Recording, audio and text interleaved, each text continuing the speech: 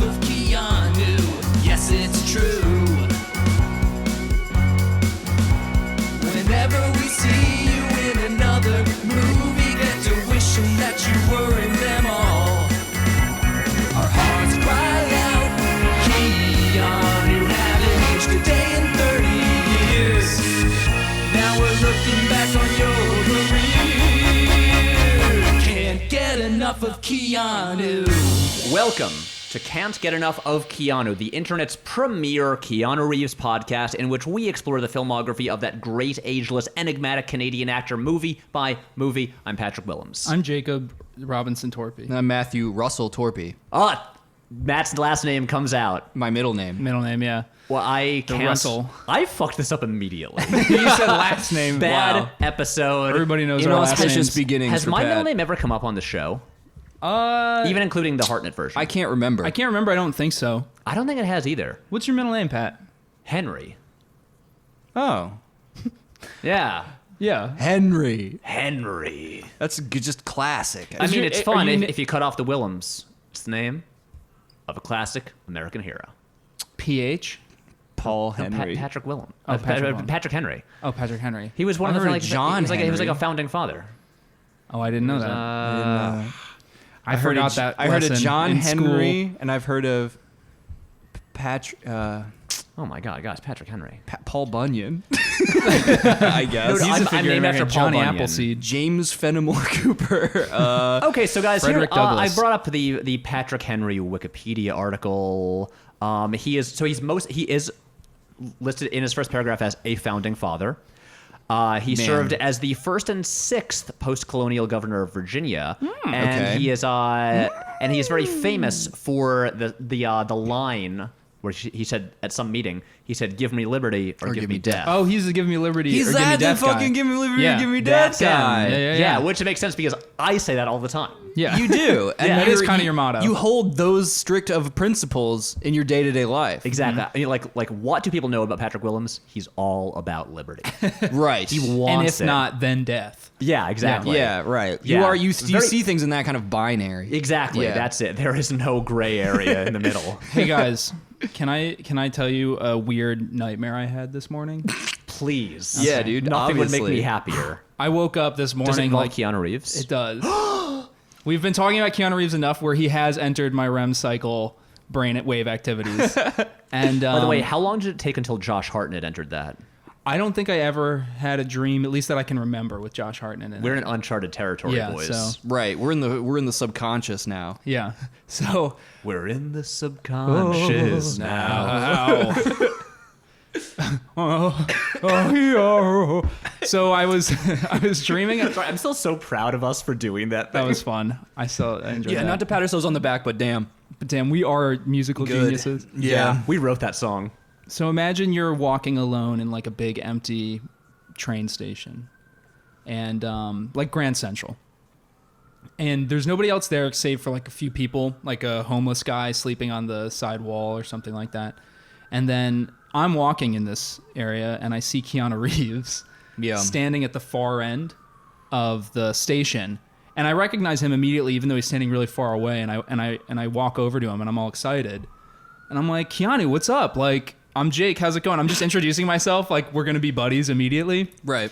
And Keanu looks really sad, and he's like, "Hey, how's it going?" But he's not making eye contact with me. And I'm like, Keanu, what's up? Are you okay? Is everything good? And he's like, no. He's like, I just got out of the doctor's office, and he just told me I have like some weird, rare form of leukemia, and I have about 3 months to live. And so he's like, I don't have much longer. And I get like really sad, and I'm like, oh my God, that's terrible. I'm like, this was a good year for you. You had like John Wick 3 and all that. And he was like, yeah, I just, I'm going to be dead really soon. And so is this where you said, since you don't have much time left, you should probably come on the podcast? I did not say that. Even in your dream, you couldn't have got him on as a guest? No, he did not go on the podcast in my dream. Instead, what happened was he seemed to be like processing the fact that he was going to be dead really soon. And it was really upsetting. Like in my dream, I was completely emotionally wrecked while I was chatting with them. And I remember thinking too that he seemed to be processing it really, really well. And then I went back home to my apartment and I was like in tears to dream Rachel. And I was like, Keanu's going to be dead so soon from now. And he just seems to be okay with it. And he's made like a weird kind of weary peace with the idea. Dream Rachel, who's a different woman. Yeah. Rachel being Jake's wife. Busty blonde.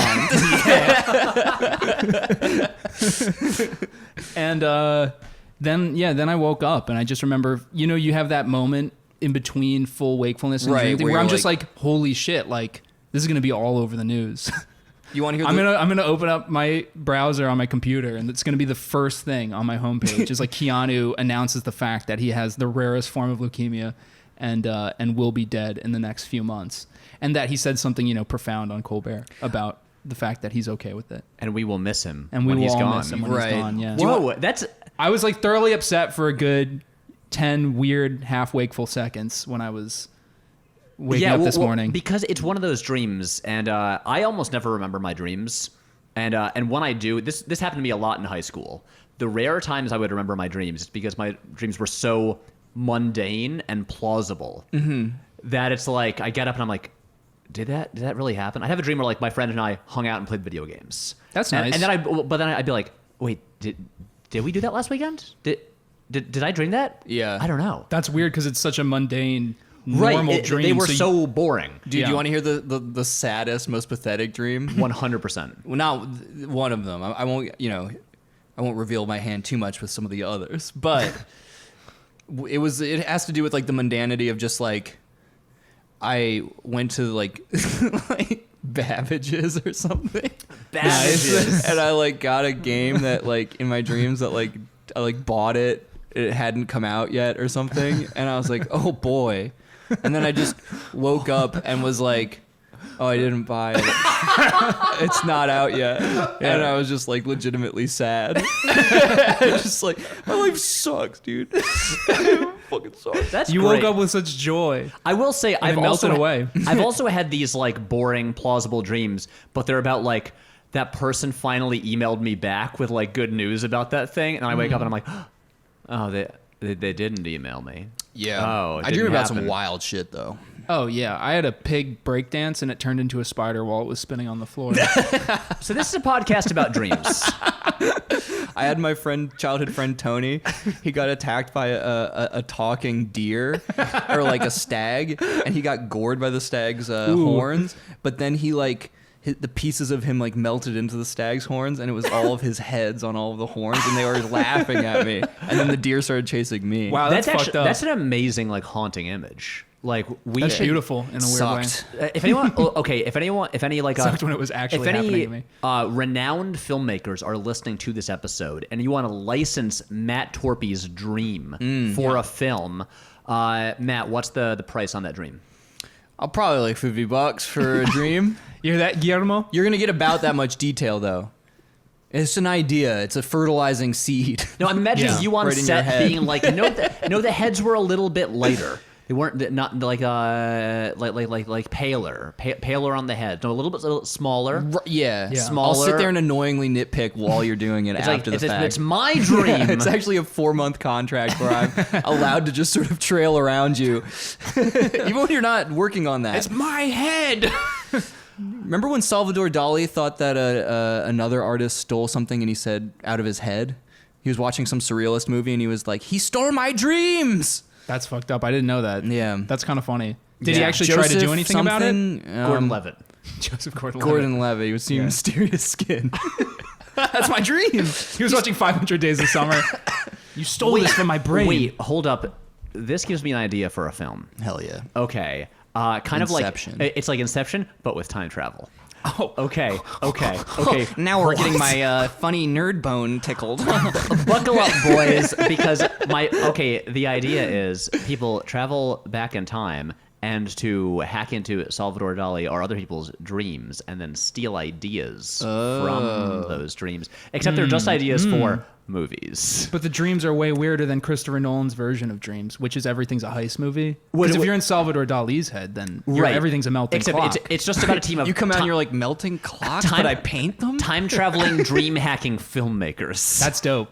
Yeah, that's my movie pitch. I will license that for $350. Wow, he's driving a hard bargain. I'm just telling you, you getting bargain bin prices with my head. That's all I'm saying. True. Yeah. But I have a whole premise for like a story. You have a scene. That's true. My Keanu dream, not for sale. Okay? You're gonna So cherish don't this even and try hold it, it tight boys. forever. Okay, babe. Not for sale. So, as you can tell from this discussion, we're obviously discussing the 1988 film Permanent Record. Oh, yeah. This has all been a prelude to that. A quick surprise tonal change of shifts. Just Well, we've been introducing right off the bat. the themes of this film. As anyone who's seen the movie, you could tell from the subtle hints we've been dropping through all Right. these conversations. It's a sad Keanu movie. It's a sad Keanu movie. There are not dreams. The characters have hopes and dreams. They do Yes, have dreams. trust Not us. to believe, though. No. Don't get it twisted. There is zero flying in this film. Exactly. Except for when a person flies over the edge of a cliff. there are people Well, with. he's falling in style, Pat. There are All right? You think that's what he was trying to do? That's what suicide off a cliff is, I He think. thought he was gonna like bounce off of a rubber ball at the bottom. Yeah, he had like a totally gross misconception of what leaping off of a cliff with the Because he had consequences traveled would be. in time and watched the film Toy Story. Yeah, this 80s Jesus. kid. This This is a good- 80s pop star kid. This is a good podcast, right? It's It is. It's a good podcast. People enjoy listening to it for Yeah. to our discussions. Definitely. Look, Ask that question. Here's the thing. This movie is once again, we're dipping back into somber 80s territory. Somber? Sombre. Somber. Sabra. Somber. It's Sabra. Yes, that 80s territory. And like Thi- River's Edge. So it's a little bit of a heavy subject. So Yeah. It's well that you mentioned River's Edge. Yeah. Because Matt and I were talking about this movie because I'm sure you guys are pretty jealous. Matt and I watched this film together. yeah, I do. I want to join in on the viewing session. You know what? That means you also had to spend more money to rent it online. I know. Are you sharing the costs of these Amazon Prime I am purchases? not. No, because the Patreon pays for it, and so I just pay for this stuff. And so, I am reaping all the benefits. so if you want to save money, or I can reimburse you the $4.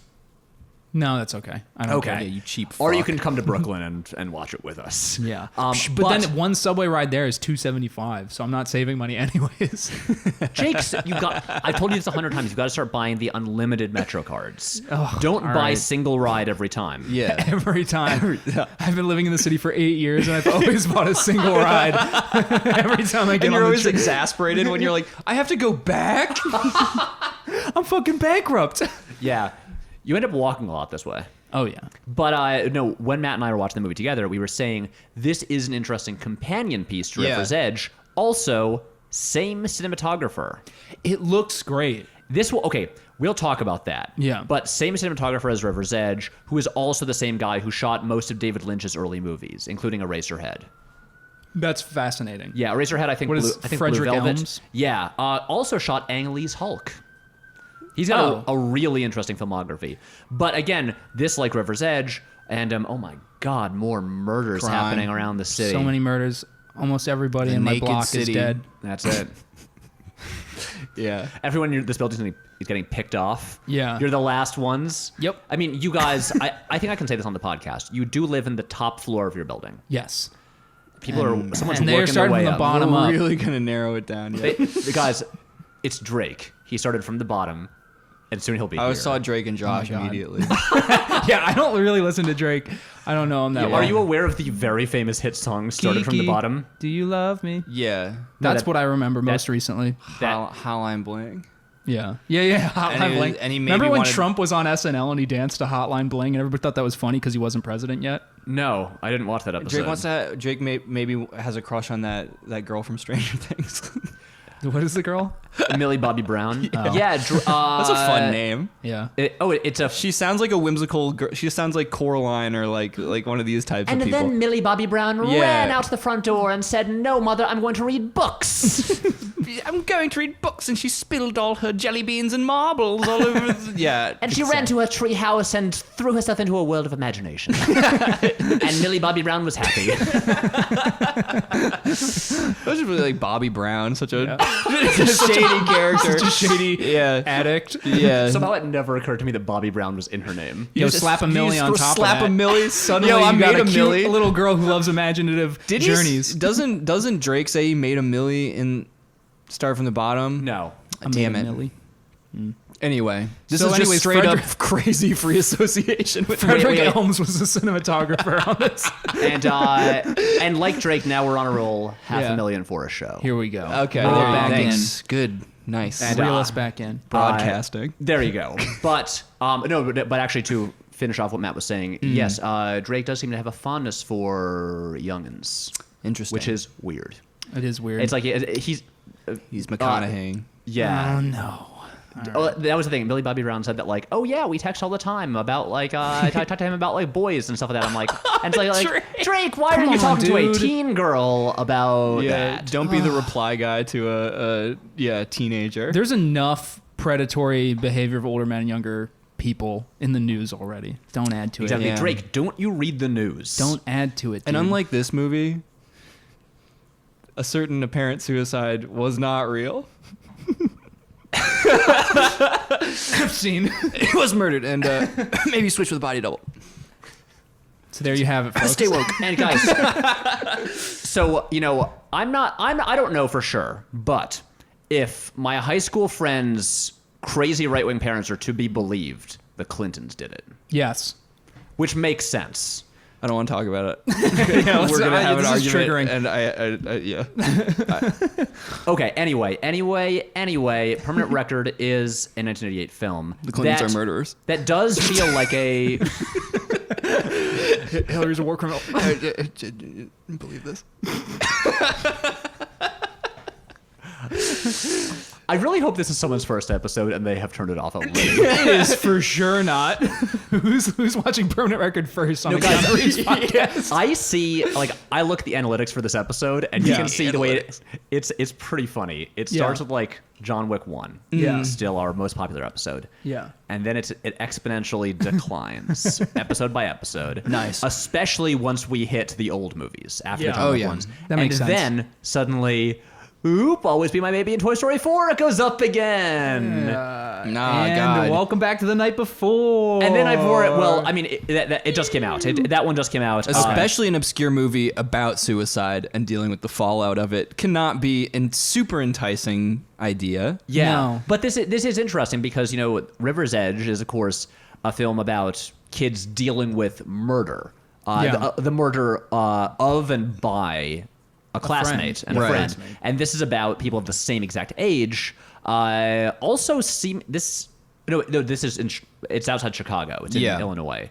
Not Northern California. Right, but this is about kids of the same age dealing with the suicide of a friend. a friend who seemingly had it all. But the way they complement each other is that like this movie is actually, despite the nominal content and of the what happened to this one kid, this movie is very optimistic, whereas River's Edge is all about the moral void in teenagers. Yeah. And like how it kind of just affects everybody in that way. So it's like it's death, but it's like to the service of very different kind of messages about young people, I guess. Yeah, of the same era, right? Yeah. This is all Because- addressing and the same kind more of or less. disaffected youth of the 80s. Honestly, though, this one doesn't seem to be as centered around looking at, I feel like, the youth of that particular generation so much. I don't get the impression that, I don't know the writers of this. Jare Fees, Larry Catrone, Three and writers, Alice Little. and there are no ampersands in Yeah. the writing credits, so presumably they all did separate drafts, Right. And no one worked together. Well, it's just not like a cautionary tale, because while describing a lack of morals, you're obviously moralizing. So like, Right. you know, that's what River's Edge was like. I guess apparently one of the first movies in a long while to sort of come into the mainstream and cover that aspect of teenage life, which was kind of why it was a big cultural deal.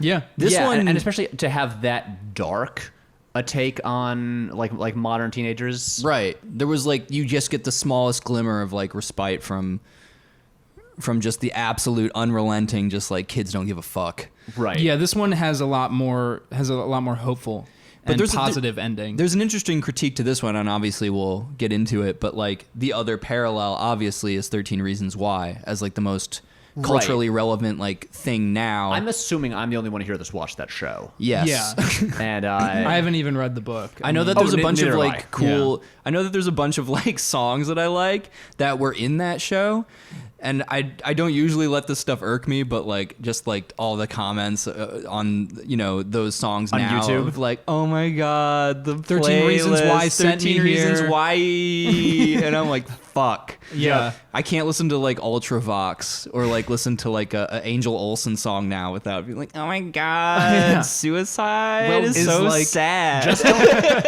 just don't listen to songs on YouTube. Yeah, that's true. Get a Spotify account, Matt. No, dude. Matthew. God, get a Spotify account. You sound like my dad. Don't you want to make cool playlists? Yeah. I make YouTube playlists. Yeah, and there's ads. Gotcha. There are ads on Spotify if you don't pay them full. Which I don't. So Yeah, and I pay for it, and I'm glad I do. But I will get to 13 Reasons Why, because that is a really clear comparison point. Yeah. In terms of just, like, their handling of similar subjects. And I will say I've only seen the first season of that show. I watched, and I'll get into this. I watched the first episode of the second season and immediately thought, this was a mistake. They should not have made a second season. This should have been a self-contained miniseries. I'm done. Yeah. A lot of stuff Similar has been to getting dragged out. the British show Broadchurch, which had which was a great miniseries, and then actually both shows that then decided to make second seasons revolve around the court case based on the about the crime from season one, which just felt like really just rubbing the audience's face into the misery of it all, because like, oh, now we just get to watch their families suffer and not get justice for like a whole season. Yeah. And So you saw yeah. the second season of 13 Reasons no, Why? I saw the first Just episode of first. season 2, but I've seen all of season 1, which I think is the more relevant one. Sure. I And, don't understand how you extend an arc that it centers, like the fulcrum of it centers on a suicide. It very much ends kind of in... We'll get into it later, but permanent record. I'm going to read the first paragraph of the Wikipedia plot summary, because I'm not saying no one listening to this has seen seen this movie, but most people probably haven't. Yeah. We had not until watching it for this episode. Nay. So David Sinclair, played by Alan Boyce, seems to have everything. He is smart, talented, funny, and popular. He is best friends with Chris Townsend, Keanu Reeves, a quirky outsider. He seems to have it all together, yet, as his personal academic expectations and those of his parents become overwhelming, he seemingly is keeping emotional problems a secret to himself. Oh, wait, I will read the next paragraph. It's one sentence. Yeah. Okay. At a party with his school friends along the coast, he takes a walk to the edge of a cliff overlooking the ocean. ... What could... Wait, sorry. The plot summary is literally just the first act of the movie. Yeah. I'll keep going. Right. Chris, playful as ever, remember this is Keanu, decides to sneak up on his friend, but when he emerges from behind a rock, David is not there. He has fallen to his death. Originally assumed to be a horrible accident, the situation changes when Chris receives a suicide note in the mail. Chris and David's girlfriend, Lauren, played by Jennifer Rubin, want to hold some type of memorial, but a reluctant school decides against it, leaving the kids to memorialize their friend in their own way. Right. And that is the premise of the movie. That is a succinct explanation of the first half hour of this film. It's the full. That's the full. I mean, honestly, the last sentence or so gets into like the full scope Well, of the that's movie. true. Yeah, it's showing you where it goes after that. it's They decide kind to of- memorialize their friend, right? That's the rest of the film. I did after he kills like himself. the sort of atypical structure, which is a 2-act thing almost. It really is, yeah. With a bottom heavy second act, if you could say that. But like because what they do, how they attempt to create like the emotional reactions they want out of you, is like David's character. David is the focus for the first 30 minutes of the movie. Yeah. And like, so that is them attempting to establish like his character and like do a couple things, which is like show him as somebody who clearly like seems to be very successful, is talented in a bunch of stuff. And then they start introducing complications, like he's got a girlfriend, but he's cheating on her. And like, you know, he's friends with Chris, who's like, I guess, an outsider. And they're in a cool band. They're in a and cool their band. bandmates seem to be 30-year-old men. Yeah. Yep. Their bandmates are 34-year-old men. Who very clearly are notably you never see them in the school scenes. Right. Their bandmates are not their classmates. I think they are intended to be older. Yeah. And like Dream to Believe /Flying /Teenage Dream, they practice in a cool, like, abandoned warehouse. Just a giant warehouse that looks functional as well. Like, Yeah, it's like and a it's very sort of unclear how they have industrial. access. Right. But, you know, whatever. Who cares? They're no cool. one's there. It's cool. They're drinking beer. They're hanging out in, like, suburban Chicago, out by Lake Michigan and stuff. It's cool looking. So they establish that, and then they establish the complications that make him, I guess, more of a complicated figure. But the problem is they don't. What I thought was weak was that, you know, there's a couple scenes where they established like the strain running underneath everything, like when he gets with David. So like when he gets into the music school and the principal is, and you see him like start to panic almost at the idea of responsibility. But like things like his parents being overbearing, and I don't know. I didn't get. And maybe this was like, I thought maybe this might be more effective, but I didn't realize they were trying potentially. Like, I didn't see the strain as much, which I didn't mind not seeing, but like, it definitely, if they failed to make it as clear as they wanted, then maybe that's a failing. I have a take on this. Yeah. Because I don't think, okay, I should preface this by saying, I am in no position to say like, when someone's suicide is or isn't justified, or something like that. Right. I'm not going to say, like, that guy didn't look like he was having such bad a time. Right. That's dumb. He shouldn't kill Yeah. himself because, you know, we might just not see it. And he has, like, severe depression. I know. And it's like, you can't, like, let things like that weigh your judgment of things. Like, maybe their testimony would, like, implicate a lot of rich elites. Right.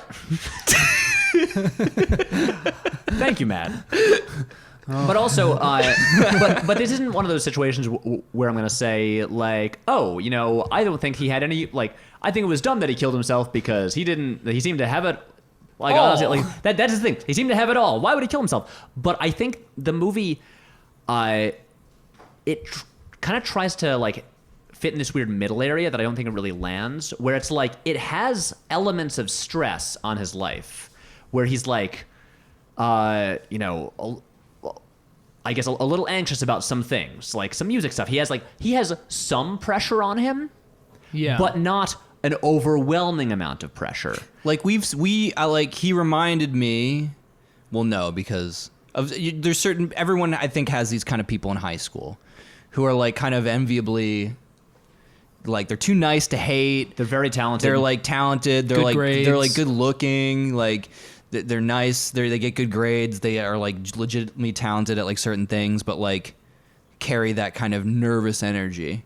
Yeah. There's usually one like emphasis on one thing or another. Like there's an imbalance. Like we've like you know, kids whose parents are so obviously overbearing. They come to school drinking a gallon of coffee and like just sucking up to teachers and like being insufferable. But like yeah. And this is my thing with this movie. I think they should have gone one of two ways. Either put him in this position where like his parents are really overbearing, where he's under way more pressure than he actually is in the film, and you can see him like actually struggling and like worried about letting so many people down, and put him in this position where you can see how he could finally like break and just like need to like escape from all of it, or have it in a position where everything is just great, and it doesn't seem like there are any problems, and so it's more of a mystery. Like, why would this guy jump off kill a himself? cliff? Like, you don't need a scene where he's kind of freaking out because like he got into his dream school. Yeah, Right. that ends up feeling Reductive. almost to me. cheaper. Or like It feels reductive. Like as soon as you saddle up on one, dramatic scene where you're supposed to showcase the reason why he finally tips over the edge, like I never wanted to go to this school, and the Or dad's not like, even "You're the going to be a reason. doctor, like I was," and you have to do this, and he's like weeping and falls to the floor, and he's like, "Get out of my life, Dad!" And you're like, "Oh, this Right. is the big scene, and now we know why he did it." The way it felt to me is that is Yeah. like the movie wanted the easy explanation of being like, well, he's under a lot of pressure, and it became too much. But it's not actually that much pressure. I think it's to the movie's benefit that they sort of obliquely suggest some threads without ever pointing to any one thing in particular. I for will a reason. say. So I'm currently reading Roger Ebert's 4-star review of this film. Yeah, he loved the movie. He loved it, and he says, Great movie. that was a really good Roger Ebert impression. Thanks, Pat. And I think it's just that Roger Ebert is a Chicago man, Yeah. and this is a movie about Chicago. Yeah, And he just likes the city. He was just so into it. how do you do Chicago accent? I don't know. You say like "da bears." Yeah. That's it. There's not a way to talk about it there. That's Yeah. that's not right. That's like Minnesota. Fuck. Chicago's a little like harder. Like how Michael Mann talks. How does Michael Mann talk? I don't know. You know how Michael Mann talks? How does Michael Mann talk? I don't know. But there's a weird Why are you asking flatness me? to it, and I don't. There's know, a jagged edge to it I that don't none really of us know can how. Like replicate. I'll have a Chicago accent impression next guys, episode. Chicago accents are kind of like pornography. Like I know it when I hear it. Obscenity. You know when you hear it? Oh, fuck me. That's pornography. That's porn. Wow. Someone's Wow. watching pornography, a porned graph. Excuse me, they're listening to a pornographic podcast. wait, Can you guys. imagine just listening to audio? Wait, no. Wait, Just like a tinny radio. this is an untapped market. Porn podcast. We just rip the audio Porncast. off of porn movies. Put them behind a paywall on iTunes and just boom. riff tracks our own commentary over it. Yeah. Wow, she seems like she's really getting it good, huh? Secret premium. Yeah.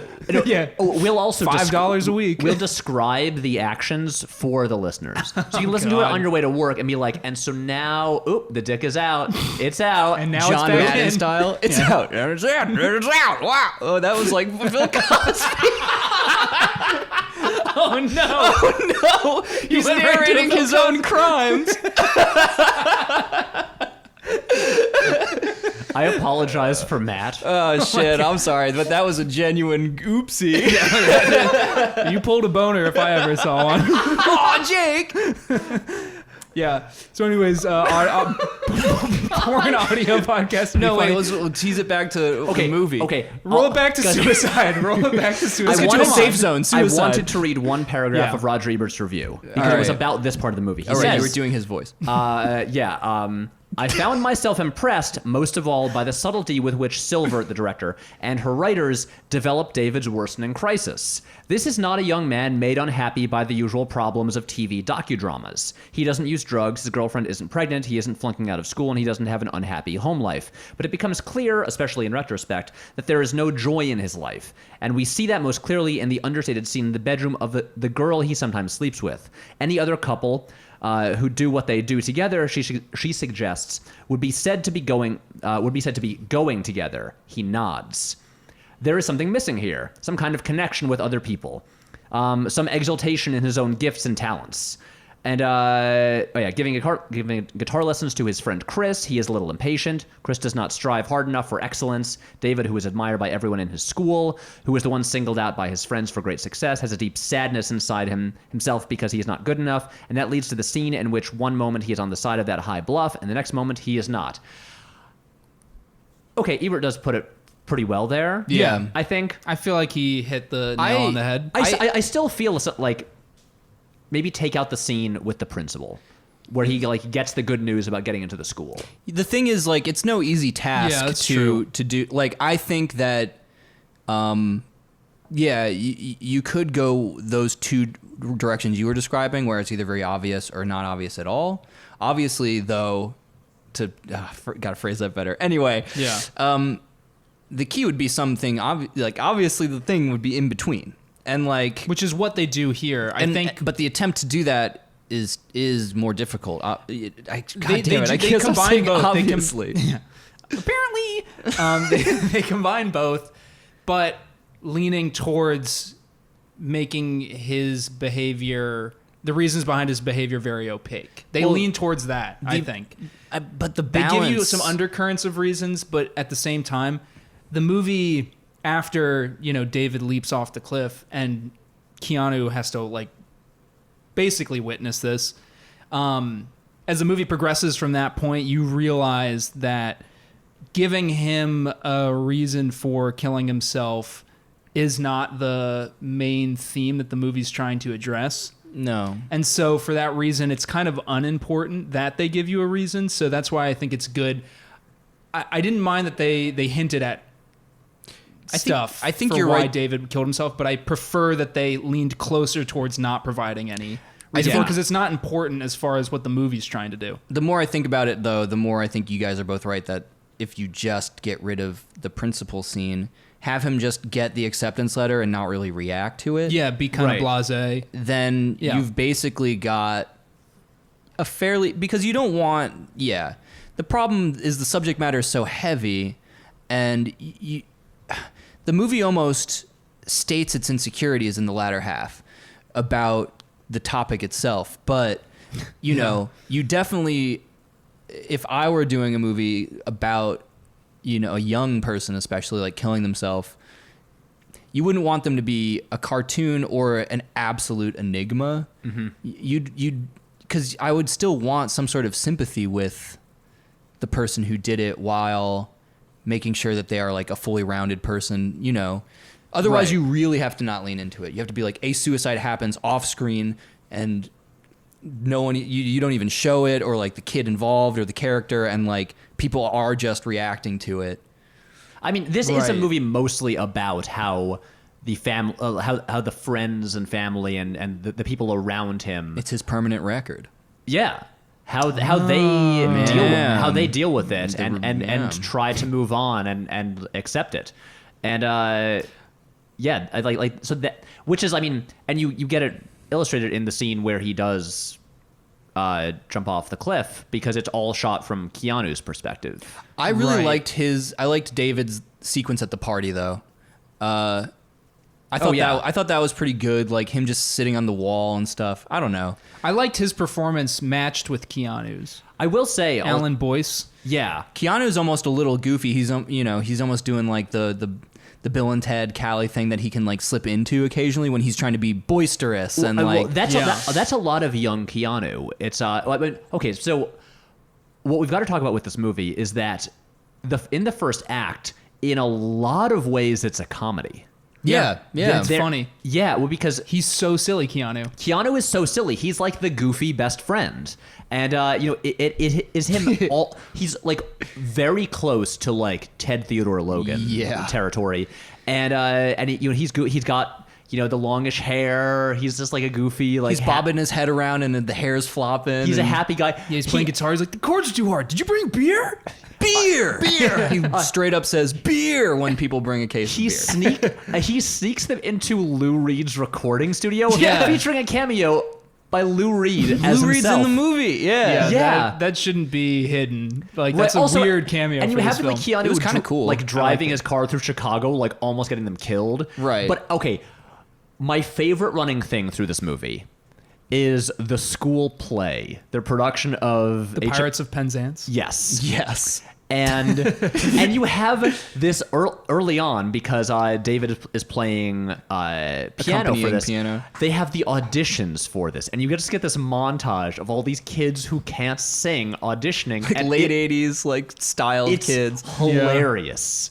It's so funny. Like, I was watching that thinking, like, I would just watch a whole movie just about this drama club production. Yeah, about a bunch of kids that suck trying to put on a production of Pirates of Penzance. With this just like weary drama club teacher Yeah, who's yeah. just like that's like Which find is a way. every drama club teacher. It's either that or the most weirdly manic person you've ever met. But mostly it's these people that are just like, I wanted to be working on Broadway. Yeah, being a high school drama club teacher, the further I get away from being in high school, the funnier that position sounds to me. Also, an important thing about our high school drama club, because you guys were actually in drama club. I was not. I squeaked in my last year. You were there like literally last semester of high school. Jake, you were in there from much earlier on. I was there for like 3 out of my 4 years of high school. So our drama club, like the guy who ran that, he wasn't even a teacher at the school. No. He was a parent, right? Who had just been doing it. Bob something. Can't remember his name.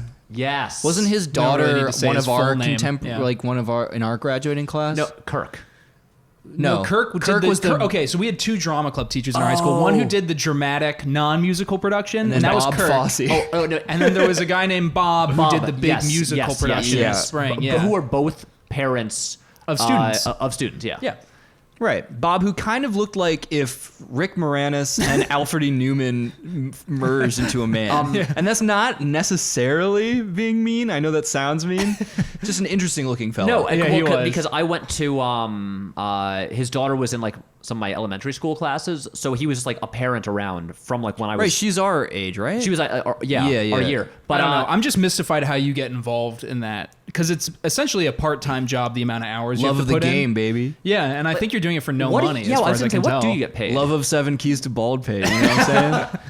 A classic everyone knows. Love of Thoroughly Modern Millie. Creative fires lit under you from Thoroughly Modern Millie. No, Nanette. The fires all of a those royalty-free public property. domain 1920s plays. From a specific decade where it doesn't cost the school money. No. Take us to Friendlies after. Anyway, this is Friendlies is delicious. What? No, it wasn't. The ice cream there is delicious. The ice cream there is great. Yeah, that's true. all I've ever had at Friendlies. But I all like you the need. through line of the Pirates of Penzance. Oh, it is funny. It's a silly high school thing to be doing. It is really nice. I mean, my general take on this movie is that my least favorite elements of it are the ones about the suicide. Part of me would rather just have it be a lighter movie about these other students and like their school play. You're getting at something that I was thinking about with the overall feeling of this movie, which is that it fluctuates tonally so intensely. Really There intensely. are moments of silly comedy. Like we're saying, Keanu Reeves is the best example of this kind of like back and forth ping-ponging of tones that the this is movie does, also a because thing. he's so silly. He's so silly, and then he becomes the main character after David dies. Right, that's the switch. So imagine if Ted from Bill and Ted, the plot line was he has to cope with Bill's suicide. Like that's basically what this movie is. And so suddenly he's like, beer! Oh, wow, I can't play these guitar chords. This is hard. Cut to 45 minutes later, and he's weeping hysterically on the shoulder of Ted's dad, you know? Because Ted got electrocuted by a microphone during their band session or whatever. Yeah. Man, the Stallions were just too wild. Yeah. But here's the thing. He's running free up in heaven right now. So there's something weird about that. And as I was watching the movie, I kept going, I don't know, this seems to be like ping-ponging in a way that feels inconsistent and kind of awkward.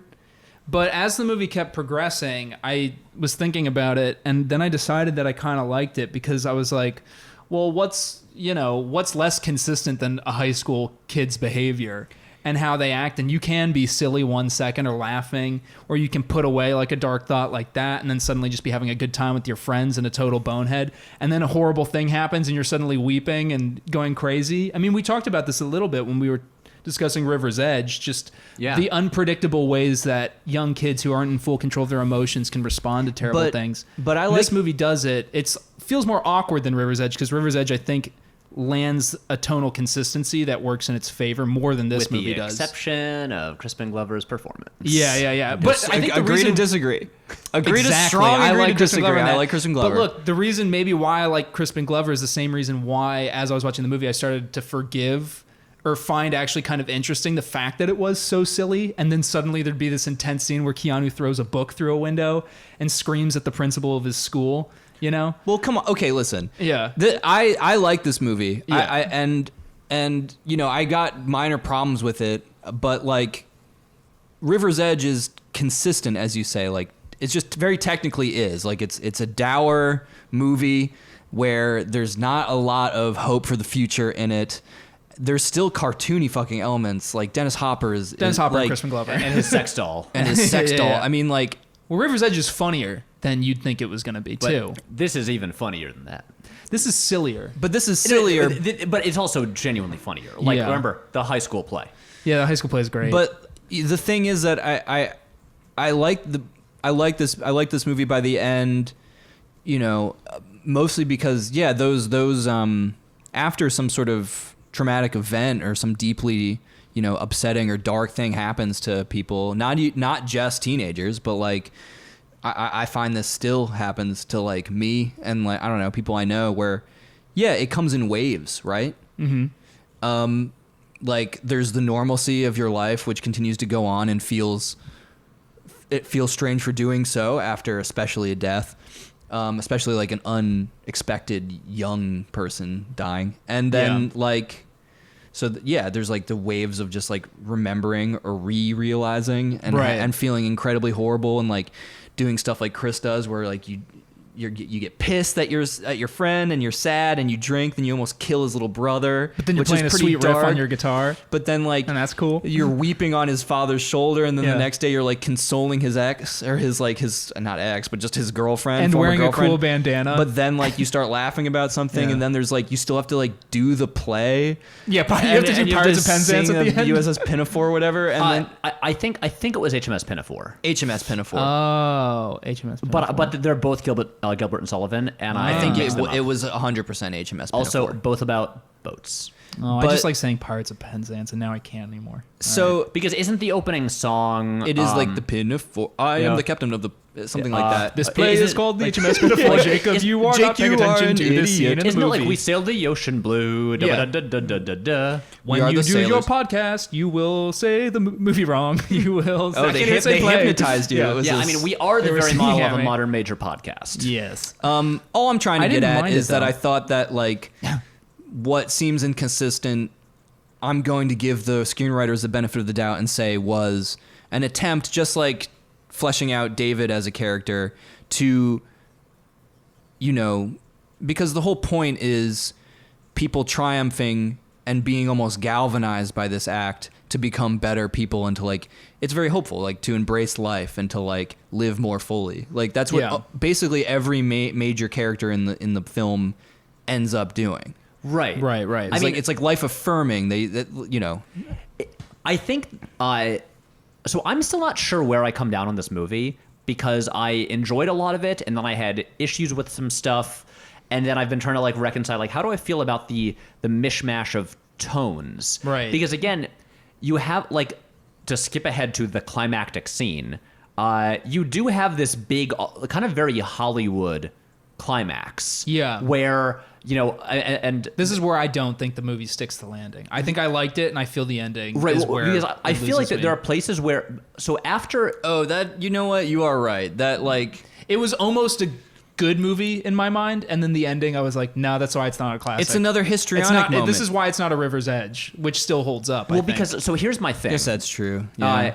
Because I think the first act is, as much as I do have some issues with the handling of and setting up of David's like inner turmoil, I think Yeah. it's the most effective. And like, so actually the director of the movie, Marissa Silver, Yeah. who is really interesting, and I was reading about her before yeah, we because started recording. she only made, what is it? 4 movies? 4 movies, Yeah. and she stopped after 1991, which she co-directed with her husband Ken Kwapis, who, but like, but I was like, oh, I've heard of him. Quapis. Ken Kwapis. All Yeah. the Virgin Shirley Temple daiquiri. But I mean, but he's a guy. He's directed movies like The Sisterhood of the Traveling Pants, and He's Just Not That Into You, and stuff like that. But he sort of like again like and bullshit like that. but then also like a lot of like he directed episodes of like Freaks and Geeks that's and cool. The Office, Parks and Rec, like a lot. those are He's good. made like he's done a lot of like successful mainstream work in like film and TV, and I was like, what? So they're married, and then Why did she stop directing Right. anything? I read an interview by her. Oh, okay. Can I explain? Well, I was going to say, like, I just read her Wikipedia article, but basically she just pivoted. She just went to grad school after she quit directing, went to grad school, and then just became a fiction writer. Yeah, she didn't like making movies anymore. Oh, She just nice. wanted to write. Better medium.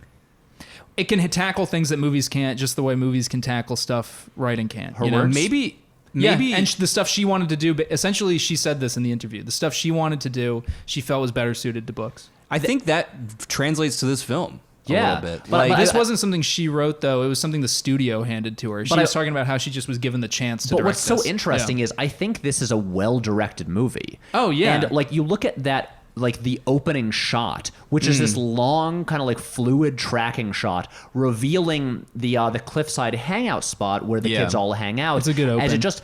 as the camera just moves through all these groups of teens just hanging out, and so many of these sequences are like the camera movement is so deliberate, and like the framing is like it's really precise and effective, and there are so many scenes. Like think of the scene where David kills himself. It's done in this mostly kind of long shot from Keanu's perspective, like David's in the background and Keanu is like sneaking up and like hiding behind a rock.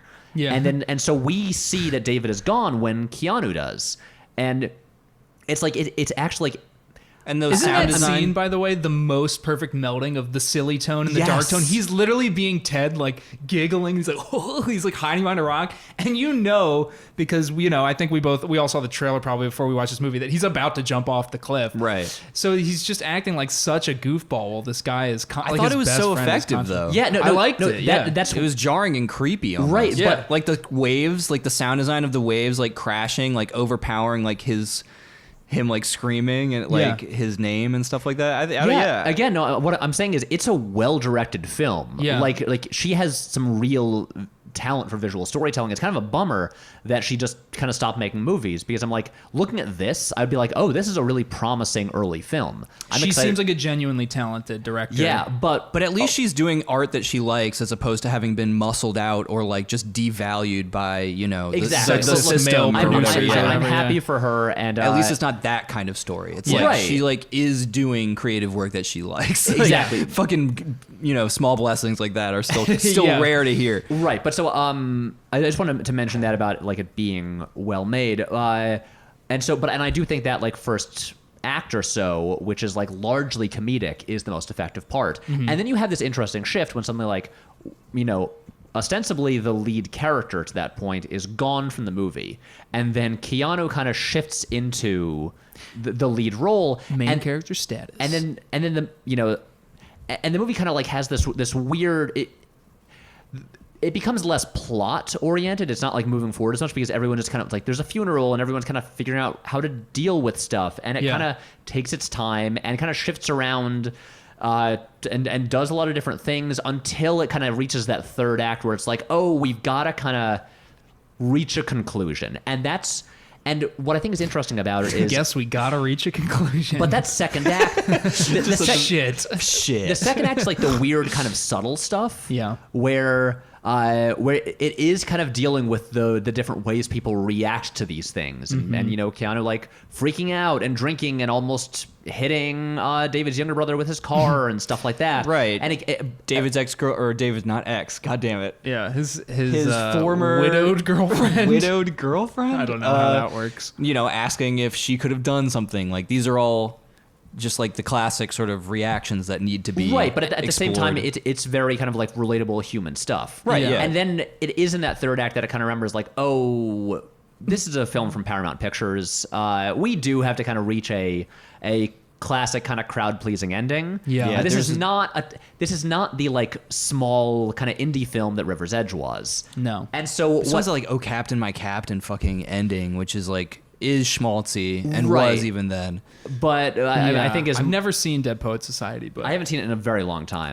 Also, I mean, the big joke is like, we were talking about how this like also can fall on its face in certain movies, but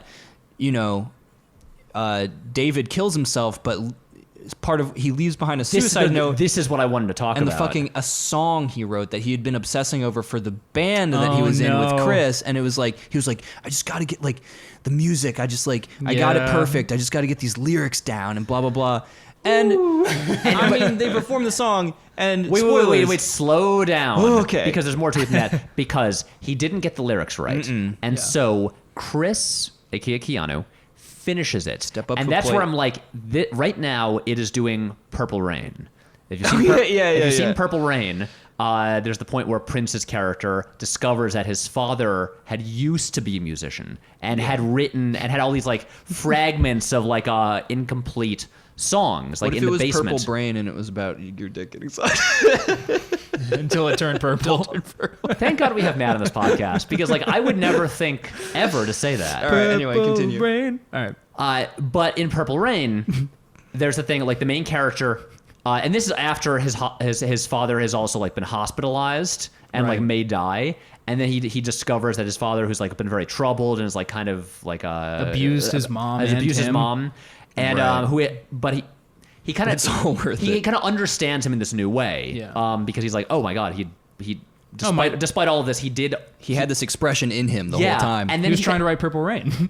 yes, it's all good. But then So he never mind, finishes Mom. it, and then the You're all last good. 20 minutes of Purple Rain is just a concert. Yeah. Oh, it's And so good. That it movie's is- so fun. It's incredible. And then the song that the stuff that he completes that his father had begun writing is "Baby I'm a Star," "I Would Die for You," and then "Purple Rain." Right. And Written by a genius, though. and It's the just thing the is, difference. that music, Right. these are some of the best songs maybe of all time. They're incredible. And so when he plays them, you're like, holy shit. This is like, what a payoff. Especially as like a 1, 2, 3 punch. Yeah. You know. And then in Permanent Record, Prince did not write these songs. No. It's not right. Notably, Joe Strummer Did the score. score. But not the songs. but not the songs. The songs were written by another man. Randy Newman. God, I wish it would have probably been better. It would be better. Yeah. People got. That's the song that they sing at the end. I couldn't come up with the lyrics to this one.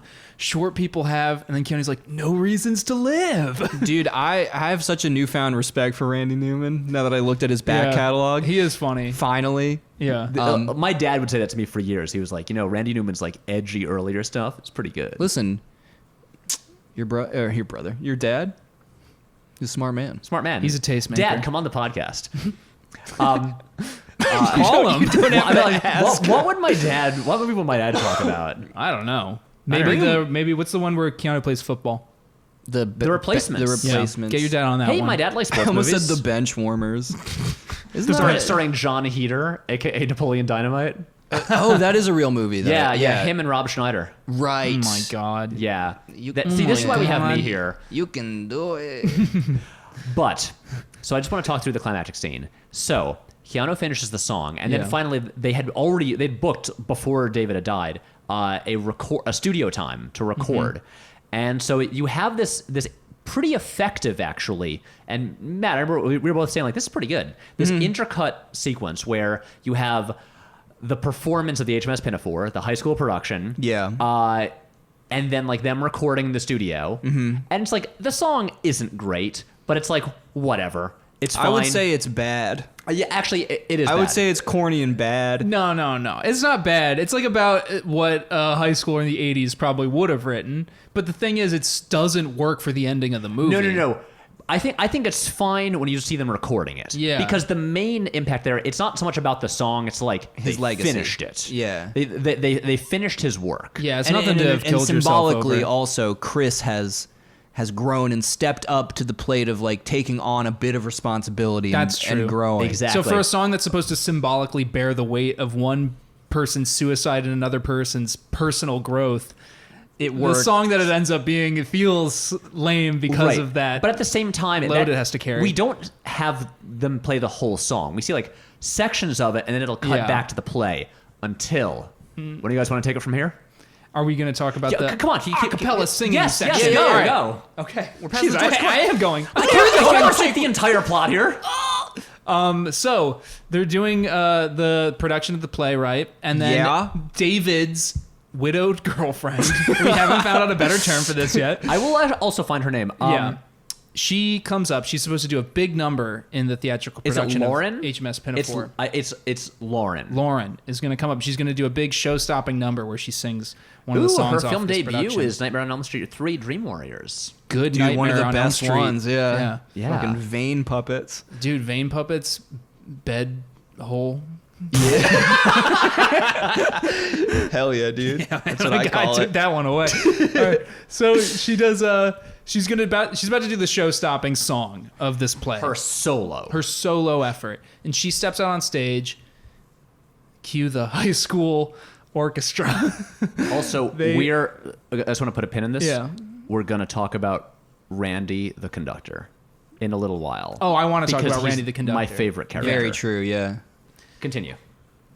The first strings start ringing out through the auditorium, cueing her up for the start of her song, and she falters. And suddenly the audience goes quiet, and it's awkward for a moment. And the strings stop. The conductor looks up at her, Randy. and then sort of like sees her. She falters for a moment, feels nervous, but then she nods again. She's ready to sing. Let's do it. And then cue the strings again. She starts to sing, but then very quickly cuts everybody off and just goes, "No, everybody stop. I can't do this." And then the whole orchestra gets quiet. And then this is just a sidebar too. I love that by the end of this movie, this is why another reason why I feel like the ending is where it does not stick the landing, is that it slowly comes out that like the regional high school theater, guy, whatever, like the Kirk of this high school. Yeah. He ends up being like the main evil guy. No, Wait, not no, the he's evil not. guy, the superintendent or whatever. Is it the superintendent? Yeah, the one Yeah, who's like way more evil looking. The guy Yeah. who looks like Christopher Lee or something. Like Oh yeah. the guy in the suit. There's the scene where he shows out to be like, you cannot do a memorial for the student who killed himself. Yeah. That Like guy. no. At this point, the Kirk Yeah. of this, or the Bob Shouldn't call him the of Kirk. this, Yeah. are basically the Bob. Yeah, the theater director. Yeah. The Bob. He's weeping. He's been like kind of grumpy and frustrated, but he's never a bad guy. I that's think the I thing- might have mixed those two guys up then because they both were grumpy Well, this old is men. this is the Yes. rare case where Anyways. like an 80s film about high schoolers contains two teacherly figures, including the principal, both stereotypically bad, evil authority figures that are just trying to squash the fun of these kids. But in this movie, in a weird change of pace, they are what's the word? Kind of like wearied from experience and gruff with the kids, but love them. Like Yeah. genuinely They like do. love Truly them love and wants them. what The principal what's best is for so them. supportive. Yeah, the principal. Yeah, well, he's gruff at first. The principal also is like, yes, you can do a memorial like concert or whatever for him, Yeah. and then until the superintendent shuts him down. Yeah, mean old evil superintendent. Because she starts singing the trash lyrics. So of here the we go, song yeah. that Chris So- wrote. she has Wait, everybody wait, quiet down. Can I read some lyrics from it? Oh, yeah, I and don't Lauren remember. begins singing the song, to which Patrick will now say the I lyrics. can't remember the melody, so Acapella. I will not sing it. Life goes on as sure as the sky. It's come and gone in the wink of an eye. You That's leave your so like home what the movie- on the wings of a lie. You will never die. Wow. I mean, And that's so addressing like what's in the movie. That is something Chris would write, though, I guess. Because he wrote the lyrics, Yeah. not Idiot. David. You can see him singing it. Right. Yeah, he's like, what rhymes with I? Lie. Yeah, he's just doing Dr. Sky. Seuss level, just like Yeah, ABA. die. Okay, again, life is on as sure as the sky. It's come and gone in the wink of an eye. You leave your home on the wings of a lie. You will never die. Yeah. Nice. Yeah. So That's- get to the window of my car part. No, that isn't here. Oh. Oh wait, no, sorry. Here it is. Sorry, I'm just looking at IMDb quotes. The world is cold. A heart gets torn and tattered. The one you hold, it can be dropped and shattered. Leaning out the window of my car, and wishing on another lucky star. Leaning out the window of my car. It was kind of like that. Yeah. And wishing on So Lauren- lucky star. Star. So that Lauren sings that with no musical accompaniment. Also, to the entire auditorium. in full heavy makeup. Yeah, like dressed like a pirate. Yeah. Yeah. I mean, I wish. Like a tart. Like a she pirate. Exactly. Oh, wait. Oh, what if she had an eye patch? And a big fake parrot on her shoulder. Yes. And maybe a great big bushy beard. Yeah. That would be good. She sings that quietly, and then, of course, cue slow clapping. Right. Everybody in the audience starts cheering. Keanu, who was just moments earlier, it seems like, at the studio recording the instrumentals on this song, is now backstage watching this whole a cappella performance happen. And then this was where I didn't like this shot. And it's the shot that happens in a lot of inspirational movies when somebody witnesses something that's just beautiful, where you have to cut to them like having a sort of surprised but awe-inspired smile and laugh. They can't help but feel Yeah, something. and it pushes in on Chris's face, and he's like, oh, like, and I'm just, He really reacts wrong. Yeah, he looks reacts- like he's coming. Yeah, I mean, like, and I make jokes like that normally, but it really does. he looks like he's coming while he's getting tickled. Yeah. Like, it's Also, bad. and a thing that has to be pointed out. Yeah. So the fact that this was done is not inherently a problem. That No.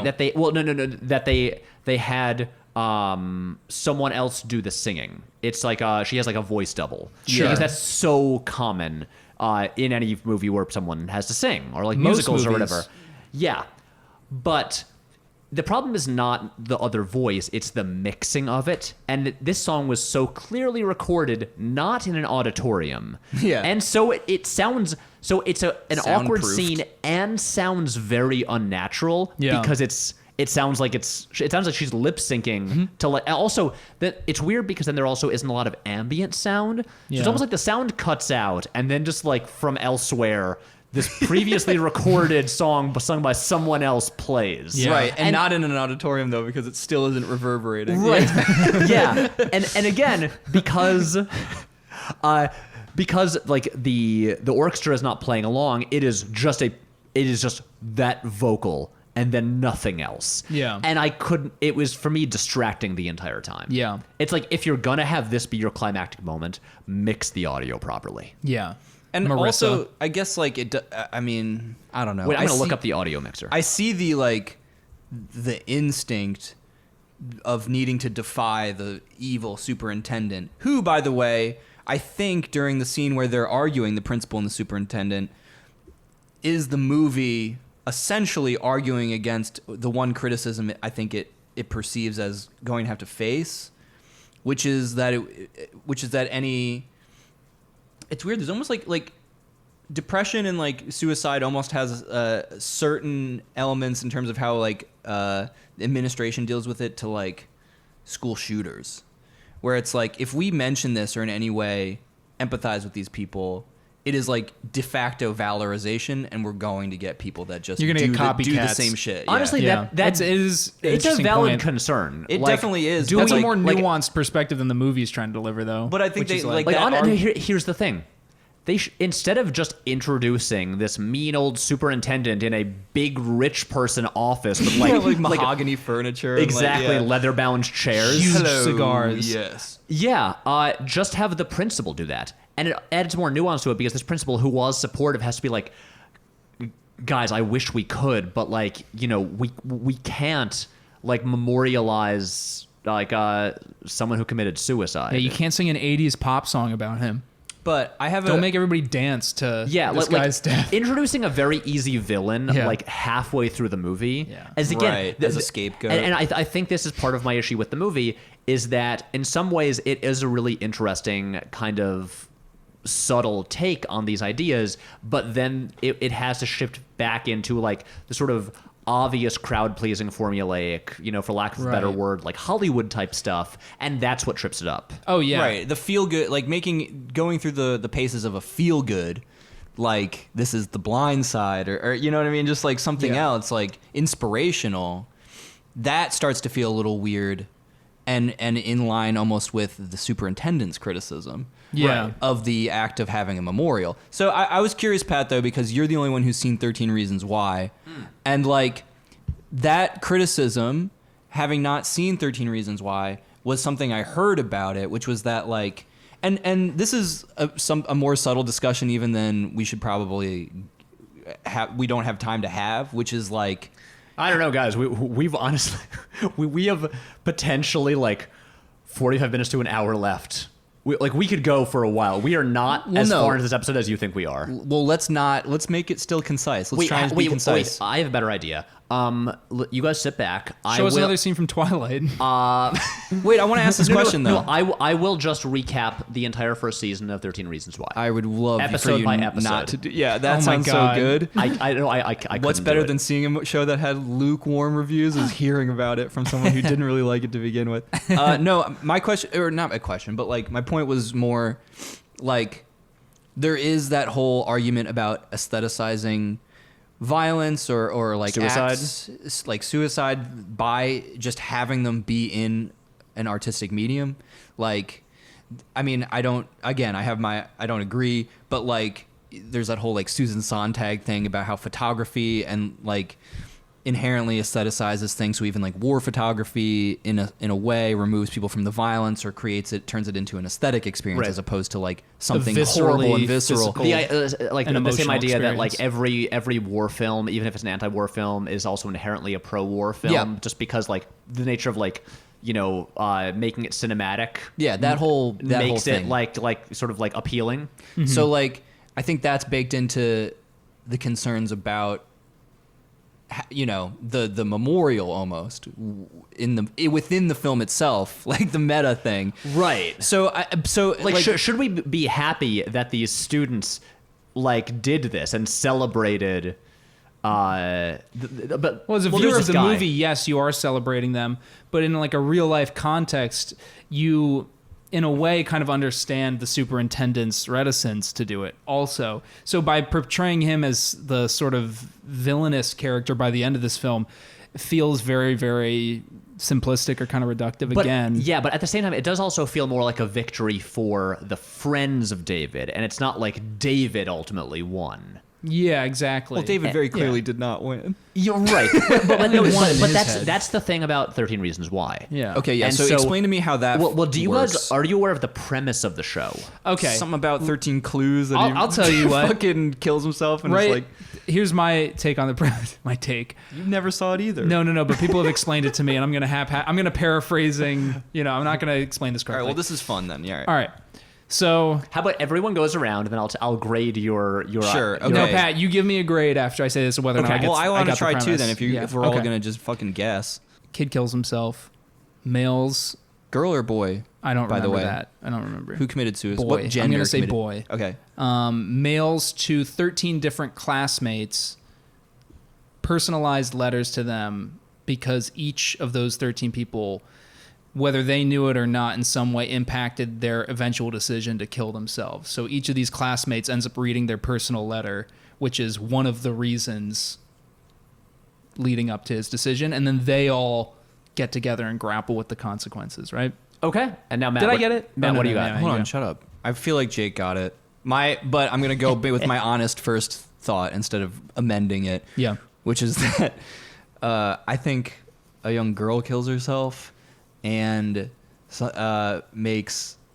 leaves 13 clues for her friends. Ooh, like an Easter egg that they have to like go find, and each one is like a various sort of revelation about her interior life or some aspect of herself that they never realized before, including clues for them to find out about themselves, but it's more like clues. You know what? I'm It's like actually more like Blue's Clues. I'm gonna give you both a C+. Aw, neither of us are better than the other. Okay, so first of all, it is a girl who killed herself. Ugh. So that's why And I got it higher. she has a No, I didn't. box of 13 cassette tapes. Right. it's I remember music. this. And, Somebody but told me they about are each one is about a different person. it. Yeah. So that's kind So of that's right. me getting a point. Except they're not all sent We to tied, different idiot. people. The way it is, there's a box of tapes, Hell and they yeah. kind of keep getting passed around to different people. Yeah. But and it's about the main character, who's this boy who she knew, and it's about him getting the box and going through the tapes. And each episode is basically, he really takes the time to listen to these tapes. Each episode is He's weirdly enjoying them. is largely about him like listening to that tape and then learning stuff, because it's largely and it is kind of about her kind of like going through just like this kind of like this year of her life and all the stuff that did eventually drive her to kill herself. Yeah. And but it also kind of plays out as a mystery. And here's the thing. I Crack the case. Who done it? Except we know. I actually her with herself. I quite in the enjoyed news. the first season for the majority of it. Yeah. And then I heard somebody gets like a broom shoved up their ass. I think that might be I think that's in season 2. This I'm is why I listening. didn't watch it. Like I was literally listening to some friends talk about this, and they were like, and then it just like, and then the kid gets the broom shoved up his ass like by a bully, and I was like, Yo, for why real? I was like, this doesn't sound like a tasteful depiction of high school depression or suicide Yeah, no, at all. no. This sounds like a gross show. It's like I- Oz, but in Yeah. school. No, it gets really intense. Yeah, and I was And- like, pass. I just like a hard pass. That's for me. well, the thing is, like, initially, like when Yeah. it begins, it's like kind of like despite the like bleak subject matter, it is a pretty compelling teen drama with like a good mystery to it and a really great hook of Yeah. like this kid is like listening through these tapes and like learning about like these backstories of all his classmates and friends and stuff like that, and to try to like basically solve this mystery. Yeah. And But then the mystery is her psychological state. basically, yeah, well, Or it's like piecing what, together a motivation. right, exactly, and as it's like filling in all these gaps of like what actually happened through And her she's life. capable of doing that. Yeah. The suicidal person. She's capable of that in such a way that a person listening to them would actually understand for real. As opposed to yeah. get Well, some yeah, sort of because she's basically skewed- just like kind of like Yeah. you know goes through like it's like okay, it's like and she like address each tape is like addressed to like a person. It's like and so she's like talking to that person. Okay. And it does kind of like mostly chronologically go through, you know, this like past year and it. And like the sort of like the flashback structure, it's kind of like a Lost type thing where it's like Yeah. each episode's Okay. like it's shifting between like the present and the past. It's like largely handled pretty well. The place where it gets troubling Okay. is first Go of on. all in the end, like as it's like getting up to like the final instances that like drove her to kill herself, it gets so dark. Like there's like you know like sexual assault and stuff in there, and it's extremely bleak. I just imagining like the first like 2/3 of the season are just like, then I got a B-. Yeah, it and my starts dad out- was like, you know what? You don't get to go to the freaking, you know, boy band concert you wanted to go to. And then finally right at the end, she's like, and my uncle raped me. Yeah. Just like at the very, it's like, oh, well, that might be the big one. then. Yeah, episode Why 1. didn't you just tell me that? Episode 1, Dad took me to the video store. All my parents died, and then I was Now, molested. sweetie, I know Yeah. that you get five for $5 at the video store, but you're getting 4 this time. And I wanted Because to buy the Bratz. I want to see, because Daddy wants to see Rugrats in Paris, Yeah. and I'm getting that orange VHS tape. So famous basically, Kanye West I song. am just hesitant about like continuing to joke just around like But she- suicide and sexual assault topics. But she gets, Right. that's like the big. No, well, what basically finally happens, and then it builds up to, I think it's in the final episode, you get the scene finally where she does kill herself. Right. And it's really graphic. And does she do She it? slits her wrists in like the bathtub. Classic. But it's also like, I've seen that happen in plenty of movies and El stuff. Clasico. It's the most intense and like upsetting version of that. Really? Probably like presumably the most like realistic looking, and it Oh, like really God. lingers on it. Well, that shit really gets me like woozy too. Yeah, and a lot of the thing is, there was like the statistics did seem to be there for there actually being an increase in teen suicides after this show, and again like I'm always hesitant to throw out the like, oh, you know, like, you know, media is to blame for like actual real life violence. But with this, like the argument was generally like it gives a very clear demonstration of how to do this, because then what basically happens in the show, it's like she finally kind of gets like justice on like the people who did wrong Her haters. Yeah, Right. like it romanticizes it, which is That- unfortunate because you're turning like a horrible act into a like fun to watch mystery that at the end of the show justifies the act, and then Right. and or like somewhat justifies the act. it's like a by, suicide. It's like a suicidal person's like sick, twisted fantasy of what that you imagine would happen after. Like, and that's you have exactly- that immature thought when you're like in third grade or whatever, and something that doesn't justify. And you're like, what if I killed myself? Like everybody be crying at my funeral, and this girl that I like would be there. Except here and- it's like, okay, so here's how you kill yourself, Yeah. and then also you kill yourself, and then like all the people who did bad stuff to you, they'll all like feel bad and they'll pay for what they did. Yeah. It's not a good or like right, which is why I'm very conflicted about it. Yeah, to handle that topic. Right, but at the same time, I will say like. Did the show creators ever address the fact that there was an uptick in they got suicides? slammed with that criticism no. fast. Just recently, have finally like Netflix has been like, we are going to modify that scene and like cut it down. Is it really the that damage bad? is already done? It Netflix. is. It took them like You 2 dummies. years. But Well, they know what they're doing. Netflix is like barely human. They're like they're evil. They're like an AI. not human. It is a corporation. Well, they're like well, I mean, not according to freaking laws, but like they're like an AI. right. But the thing I will say, the thing about 13 Reasons Why, in terms of just the creating this portrait of this teenager who is driven to suicide, and obviously they have 13 hours to do it. Yeah. And this movie, cursed number, by the way. yeah, And that's exactly, fucking exactly. hexing us. And better not watch that show on a Friday, am I right? Oh my God, that's extra Jason's potent coming for you. black magic coming out of that Netflix screen. What? But I will say that like. My first tape is how dumb I am on this podcast.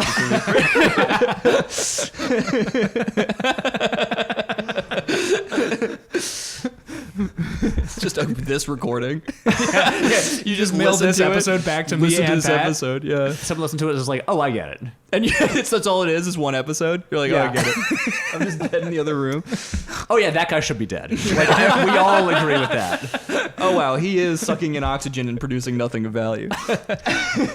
But all I'm saying is, in terms of a show about, a teenager driven to suicide and then the people around them then dealing with that, I felt like that show largely handled it like both. Despite the troubling like implications and like big ideas that it finally got to, I did feel like it just had a more believable and effective like handling of both of those things, of both how everyone else just like the impact it had on the people, like on the survivors, and also just like the motivation of the actual suicidal person. Although of course we have tapes that she is narrating herself saying this stuff. That's what I mean is like that might be subtly the most troubling thing to me is like the notion of reasons that like create anywhere effect. close to like a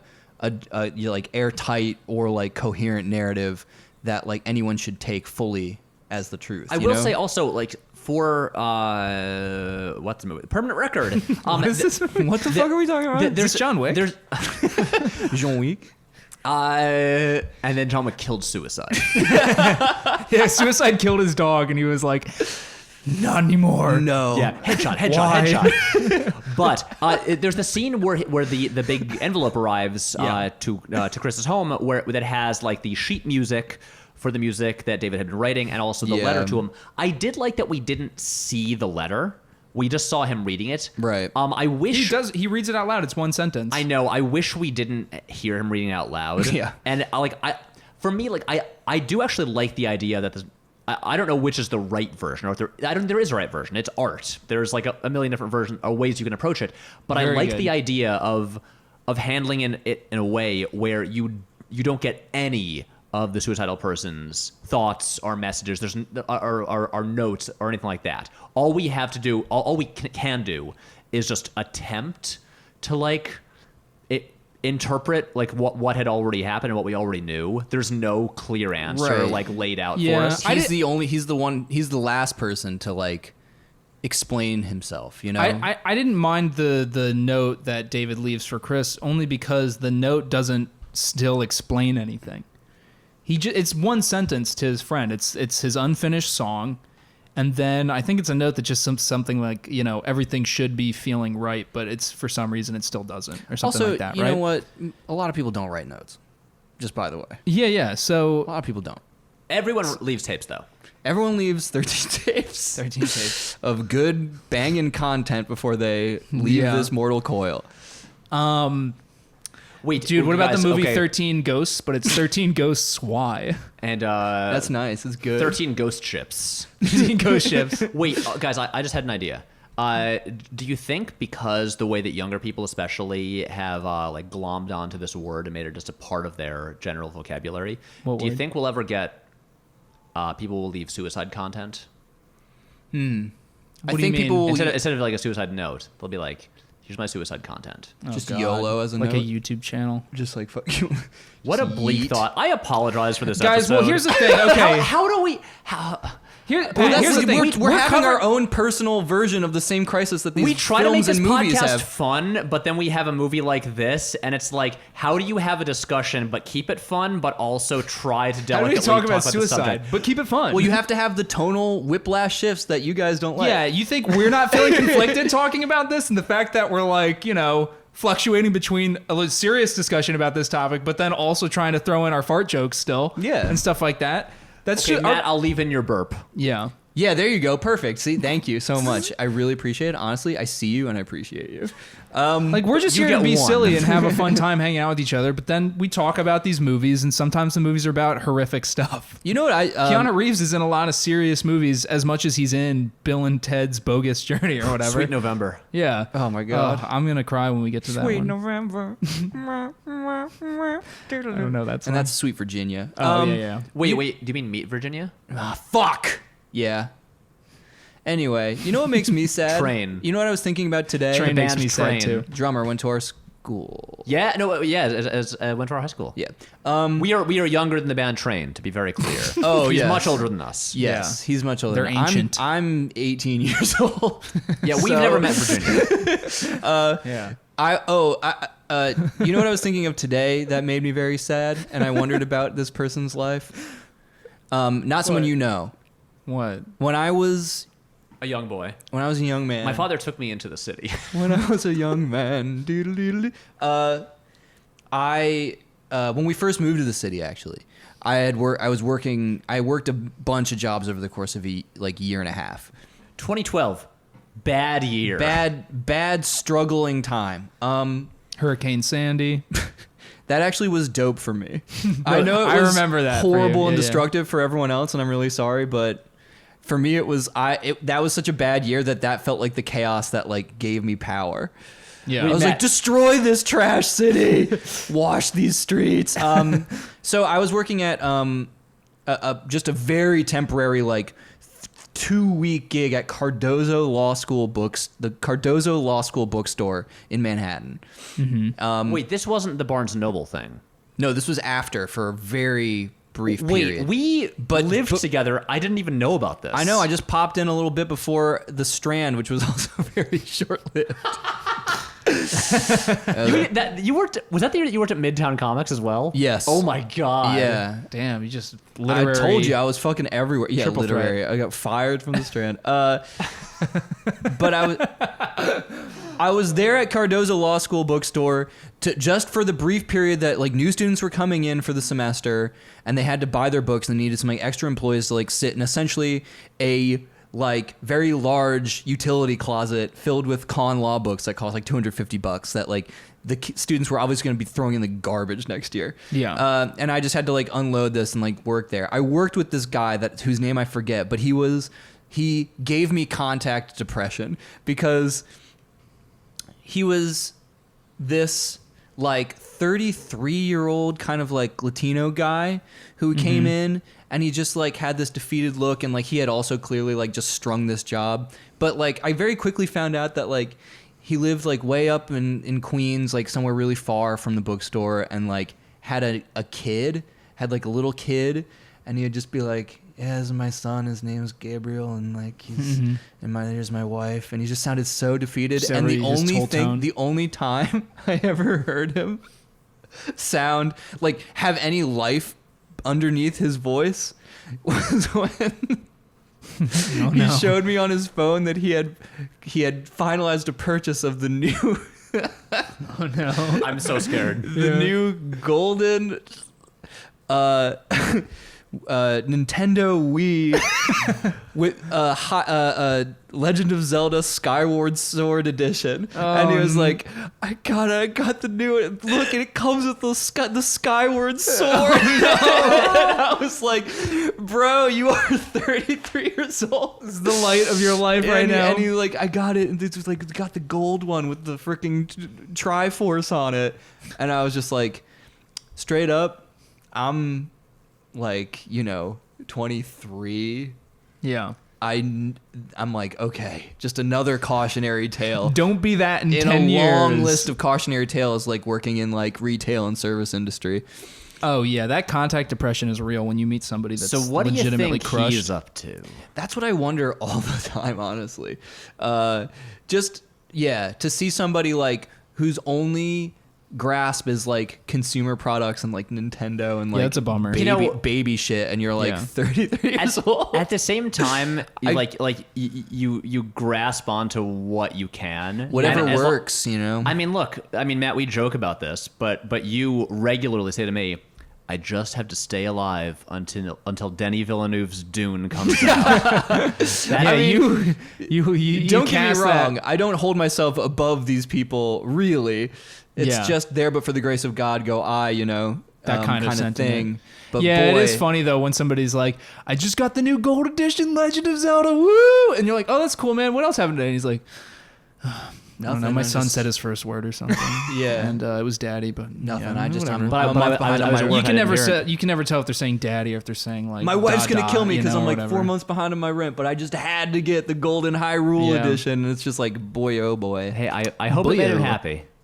I did. I No, hope- I'm telling I you, hope it kept did. it going. I'm just Yeah. Yeah. Oh, by the way, since I brought up the movie, Sorry, that really bummed me out more than 13 Reasons I Why. am 13 Reasons Why depressed is a now fake because he's show. real. Because he's a man that exists. Because he's a real in the man, world. and that Also, shows a dumb fake Netflix show. I also because you brought this up as in this discussion about suicide, I'm just like, I really hope that guy is still alive. yeah, seriously. You know what I was also thinking? I don't, and I'm scared to find out. Cerebral Playground. what is Cerebral Playground? From Saratoga. I was thinking about this like 2 weeks ago, and I couldn't remember the name of it. Why are we talking about this? I don't don't know. know. Anyway, I was just thinking about this dad This is that was alienating the also there audience. with his son, because I was thinking about sad dads, and he was playing Battlefield something with his son, and he was just Wait. berating the shit out of Matt, his son. no one listening knows what cerebral playground is. It's one of these like net cafe. What is it like a? It was a big deal for like a few years when we were in high school in our town. right. You could pay hourly to play like games on this like LAN service that they I like. never went. And this like guy who ended up later being arrested for drug dealing ran it. And obviously it was a business model that like also didn't need to exist very quickly after it was established. Yeah. Anyway, I just saw a dad literally berating his son, a 50-year-old man this time probably, berating a 13-year-old about his weapons loadout in Battlefield, not complimenting the one he chose as the dad, and like calling him an idiot This for makes me like sad not too. giving him suppressive fire cover while he Yeah. like stormed a fucking trench. I mean, Once again, where's that guy now? okay, Yeah. honestly, that to me is more of a cautionary tale. This guy that you worked with at that store, I mean, at the same time, he is a working class guy trying to support a family and like a small child in New York. And so that sounds rough. This guy at Cerebral Playground, I cannot speak that, I cannot say that name. This guy is probably a very well-off man. No. Strike that from your head. That place was for people who couldn't afford like computers and stuff in general, or like kids who could. It was like mostly like poorer people who like were like, I can't get an Xbox, But yet I can pay there's this one I can hourly pay rate like to- $7 an hour to play like Halo. Oh.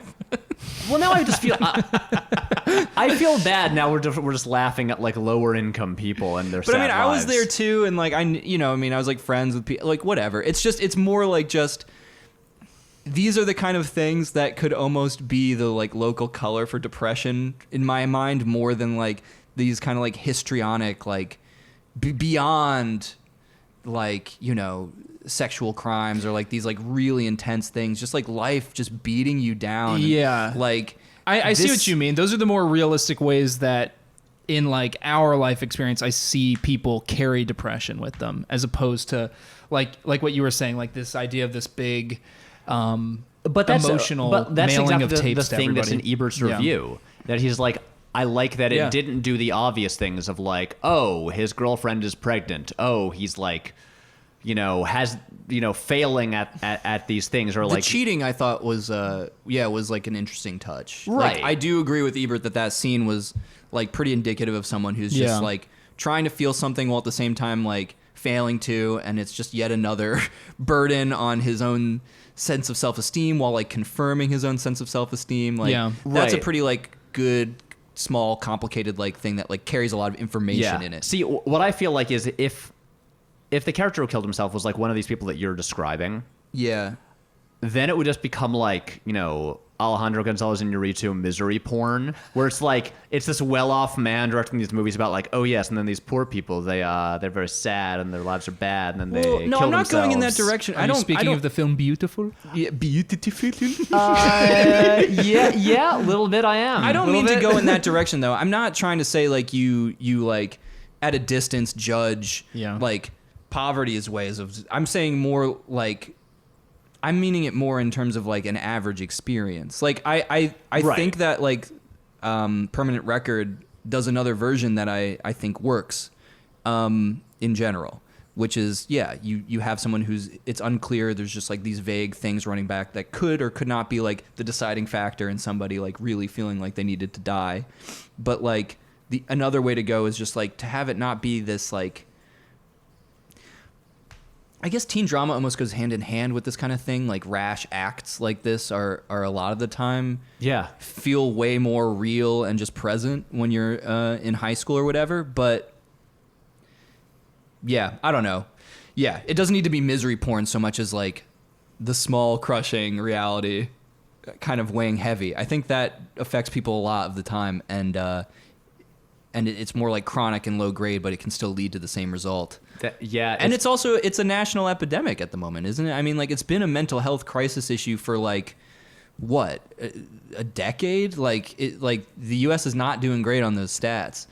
So it is an issue that like should be addressed, and so it's kind of important to like think about how best to approach it and how best to show it on a platform where millions and millions of people have very, very easy access to. Yeah, right, and aren't like I'm just- binging it and like eating popcorn and like getting together and like trying to figure out like, okay, this reason makes me think that like maybe this is who did it. Maybe Sean's actually like was like, you know what I mean? Yeah. It's just like, that shit sucks.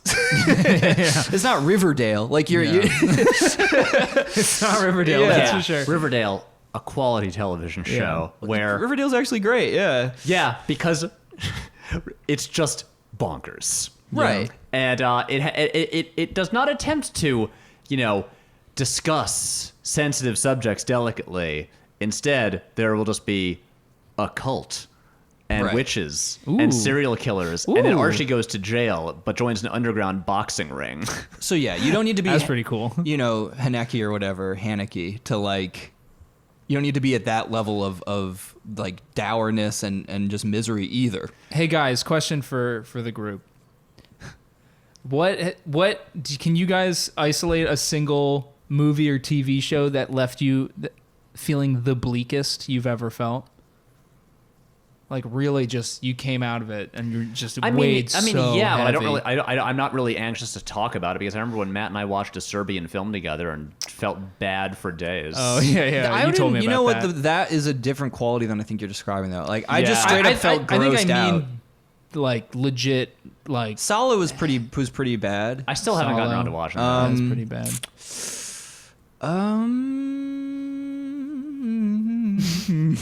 Well, do you have an answer to this? No, I don't. I was Honestly, just thinking about it. while I do recognize the sort of like slight humor, unintentional humor of the final scene, I remember the first time I saw The Mist, I just like watched That it was alone, pretty heavy, yeah. and I was just like, I just kind of sat there like in a bit of bummed out daze for like Yeah. 15 minutes. It's definitely not like the. I remember The Counselor made me feel really bad when I watched I've that. still never seen it. Yeah. the counselor. Yeah, it's over the top, but I just remember the sheer amount of violence and the horrific ends to which most of the characters, you know, like the ends that most of the characters meet just ended up making me feel sick to my stomach. I think books make me feel worse, or have made me feel worse. Fair. I'm not asking you that question though. Fuck Answer his goddamn That's a question. fair point. Anyway, do you want to like? Wait, actually, guys, What? guys, we have gone on a very, very weird, long, spiraling tangent. That I've is also literally just- gotten depressed. It is. Yeah, I am also bummed out. Good, we Yeah. should be. Okay, Yeah. but I right now I'm going to tie it back to the film. Let's and land this lighten baby. the mood because it's time to talk about my favorite character in the film. His name is Randy. Randy. Randy. With 8 A's. No, not 8 A's. He is like a character who gets an arc, but is Randy, played by Paul Gannis. an enigma. Who is the character? Honestly, maybe one of the earliest teen film characters to have a man bun, even though it's kind of a man bun slash. Amadeus. Yeah, Like- but Randy is just this. Matt, I believe you just called him a goober every time he he's was like on this, screen. this feckless goober who like is like seems almost traumatized in his own ways, but for the most part just seems so wide-eyed and eager to please and unsure of himself in also, the sense. always nervous, rarely speaks. It'll just be a Right. thing where like David will be like, Randy, you're gonna conduct, and he just kind of like looks at him nervously, but But then he crushes it. but then he crushes it, and Yeah. very importantly, oh my god, this like this crime-ridden city. we can't keep addressing the much sirens. They're crime. just always going to be there. No, we will every There's a time. lot of crime. But when we finally get to the performance of the HMS Pinafore, Randy is Yeah. conducting, and on his sort of like weird little man bun thing, he has a white ribbon around it. Long-ass That's ribbon. like it's like a tied in a bow, but then it goes all the way down his back, Yeah. and he's wearing a tuxedo. He goes from like mom jeans and like just like a stupid shirt Yeah. and like just his hair kind of messy but long and just big watery doughy eyes, just like yeah, well what do you think? I don't know, I'm just here, I don't know, to crisply conducting in a full tux with a ribbon in his beautiful man bun. But importantly, Lovely. still wide-eyed, still looks nervous. Yeah. Still does look nervous, but also through that experience has the confidence just in the intermission or whatever after the show to like hit on the girl he has a crush on, who was the girl that was cheating Who with David was sleeping with. who David was sleeping with. I think her name was Kim. Yes. Yeah. Who was doing costumes or whatever for the show. Yeah, and he's like, the costumes were great. His costumes are great. And honestly, by the You're end there, hot. I was like, I am shipping these two. Yes. I care about this relationship the most. Because also I liked her character. Because she's Yeah. also the one who's like, people are like, you know, there's the scene where Keanu is like, hey, did he say anything to you? Like, what did you, like, Right. did you know anything? And she's like, no, I didn't. Also- he wouldn't even let me ask him questions. Also, you know, tis Keanu for knowing. I mean, you got to, I guess, like bros before hosts or whatever. But Yeah, like, there you go. But like, man, that was like the first time it was revealed that he knew and was saying nothing. Yeah. But just seeing them, and again, just as much as I think the movie stumbles a bit at it, especially with the climactic song, the idea of these people who have gone through something. She made me sad too. Oh yeah, Kim? Yeah, 'cause she was just like she just was like she liked him a lot, and like she knew he didn't see her as anything worthwhile really, and like she would hinted at she was just like dating a string of scumbags who were, you know. right. But again, for me, this is more effective than the climactic song. Yeah. In terms of just the idea of these characters like having some hope for the future. Yes. and like moving past this grief. This is why I say that the like climax scene sucks, but Right. the final scene is great. Where it's just the same panning shot from the beginning in the same location, now with this like symbolic kind of like fence as a reminder. That was Of what a happened. nice last shot. And yeah, you see Kim with Randy. Yes. And like they Yeah. got together, and like it's such a quick little thing, but I was like, yes, get it, you two. Yeah. You guys are gonna be so also, great. everybody, stop naming your kids Randy. Not a good Never name. stop. If anything, Randy is not a cool name Don't anymore. listen, name more of your Do kids, whatever Randy. you want. Can you imagine meeting somebody and they have like an adorable little 2-year-old baby and you're like, what's their name? And it's like, oh, it's Randy. Yeah. I can't. Ew. It's happened. I can. Also, you think of all the classic Randy. You got Randy Newman. Randy Newman. He's a great Randy. You got Randy Quaid. Great Randy. debatably great Randy. Quaid. Oh my! We're stumbling. Randy Quaid. Randy Quaid. I mean, look, the man who said "shitter's full" and the man who said "hello boys, I'm back." The man who fled had to to Canada. be in Canada. For unclear of- reasons. All I'm saying is that Hillary, there's I a think you said? long history of great Randys. Yes. Yeah. We won't need to name any others, but yes. Randy, the guy that replaced Randy Jackson. Topher Grace in that 70s show. Randy Jackson? Well, no, that what you said too, though. Yes. When Randy. when the two high-profile stars from that 70s show left and they had to replace them with a guy named Randy. Remember when Ashton Kutcher and Topher I don't want to Grace talk about and Eric were not in that 70s A dark time for America. Guys, I'm trying to get myself out of this freaking low And Donna mood went that this- blonde. What the heck? Yeah.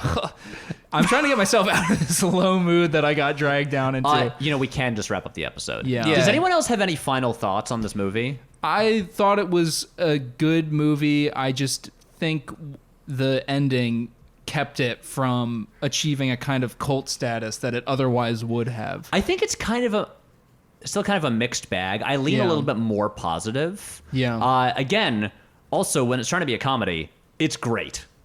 It's great. Yeah. Yeah, but Pat, I think the beginning section too, that opening shot with like just the wind and these kids having a party, but there's something Yeah, somber about it, it's- also good. There's something about the juggling that's wrong. Exactly. Yeah. The juggling is messy and Yeah. and a decent amount of the time not really successful, but I think Yeah. there's enough good, interesting stuff there. Also, if only that song were better.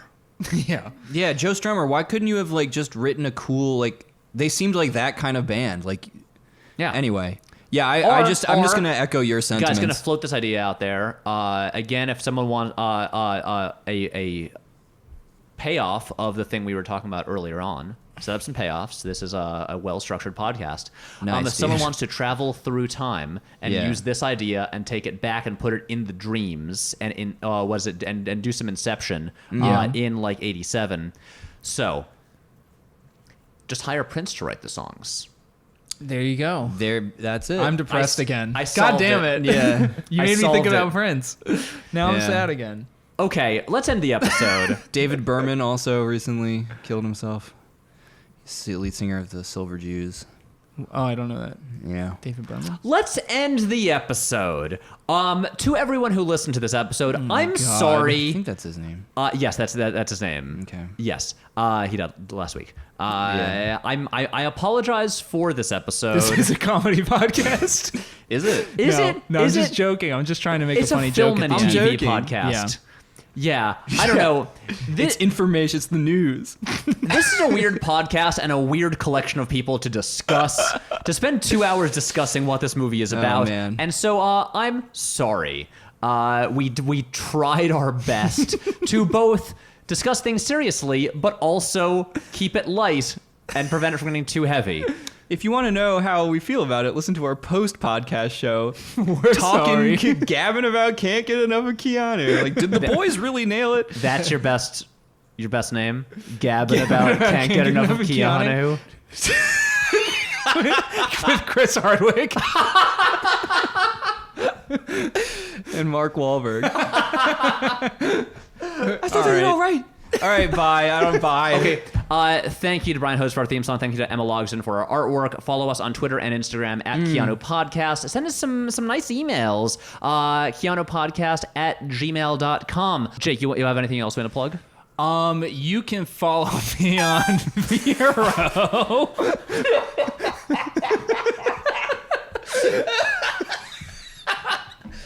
Yeah.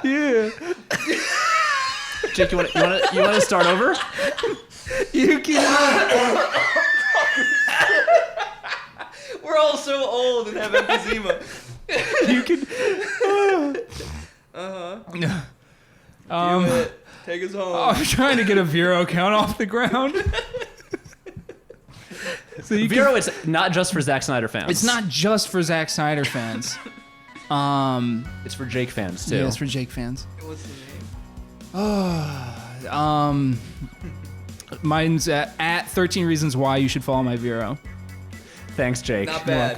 welcome. The other important thing that you should do is go over to iTunes and rate and review this podcast so you can help more people discover it.